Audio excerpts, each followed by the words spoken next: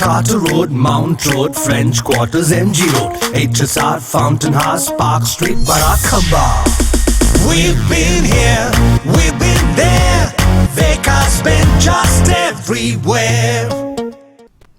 AP high court జడ్జిలుగా ప్రమాణ స్వీకారం చేశారు justice Venkata Jyotirmayi, justice V గోపాలకృష్ణరావు.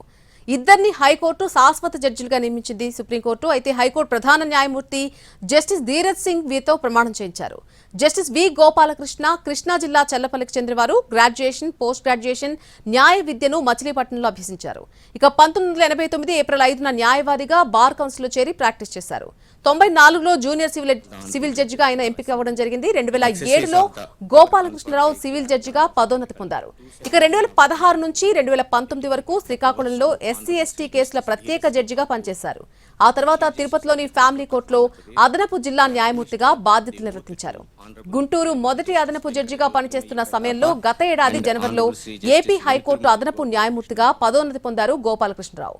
Supreme court collegium చేసినటువంటి సిఫార్సుతో ఏపీ హైకోర్టు శాశ్వత న్యాయమూర్తిగా నియమితులయ్యారు.